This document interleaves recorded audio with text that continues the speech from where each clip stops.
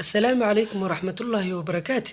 دمانتين بداوداyaal ku soo dhawaada channelkeeni ay Reeb Media. Marka hore subscribe dheh channelka lana wadaaga asxaabtaada. Waxay noogu joogtay qaybtii saddexaad ee qisadu iyagoo gabadhii ka codsanayay inay ka laabato diinta Islaamka iyaduna ay ku samrayso una dhabar adeegayso ciqaabka iyo dhibaatada ay ku hayeen.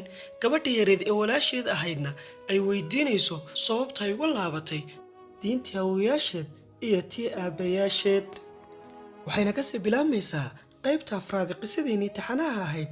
markaa ayaa waxaan isku dayay inaan arrinkii ku qanciyo una caddeeyo diinta una sharaxo tawxiidka. markaas ayaa gabadhii waxay guda gashay inay ku qanacdo kuna ta'asurto diinta Islaamka ayna jeclaato inay Islaamka qaadato. si kadis ah ayay iigu tiri, abbaayo adiga xaq ayaad ku taagan tahay, diinta aad haysatona waa diintii saxda ahayd, waa diintaan aniga doonayo inaan qaato oo aan laasimo. weliba ay igu tiri gabadhii yarayd. markaas ayaa waxay ii raacisay oo igu tiri, haddaba waan kuu gargaarayaa. markaas ayaa waxaan ku idhi, haddiiba aad ii gargaarayso ii ogolow inaan ninkaygii qaabilo oo aan arko. markaas sifaadkaaga iyo tilmaantaada ayaan siiyey. meel fog ayayna kaa fiirinaysay. mar alle markii ay ku aragtay ayay igu tiri, ninkii aad ii tilmaamtay ayaan arkayaa ee tilmaamtiisu noocaas iyo noocaas ahayd. kadib ayaa waxaan ku idhi, haa waa isagii. markii aan saas ku arkay ayaan iridii furay kulana hadlay. hadalladii iyo dardaarankii ayaan kugula hadlay, laakiin maanan soo bixi karayn, mana awoodin inaan soo baxo sababtoo ah waan xidhxidhnaa. furihiina walaalkay ayaa haystay. silsilad kale oo aan ku xidhnaana furaheeda walaashay ayaa haysay. kaasna kaliya waxaa loogu talagalay inay iga furto markaan u baahdo musqusha.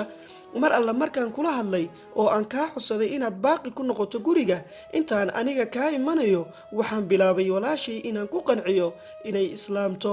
wayna islaamtay, waxayna doontay inay tadxiyato. tadxiyadaas aan aniga marayo hadda iyo rafaadkaas mid ka daran inay martana way go'aansatay. waxayna go'aansatay inay aniga ii soo bixiso oo aan ka soo fakado, laakiin furihii walaala ayuu gacantiisa ku jiraa. waxayna ku dadaashay inay samayso khamro aad u adag, wayna cabsiisay. mar alla markii ay cabbeen ee ay sakhraameen si dhammaystiran ayay si yaroo aayar furihii jeebkiisa uga soo saartay. markaas ayay iga furtay silsiladihii. habeen saqdhaxaana adiga ayaan ku imiday. markaas ayaa waxaan ku idhi, ayuu yidhi Khaalid, haddaba ka waran xaalka gabadhii walaasha ahayd, halkuu ku dambeeyaa?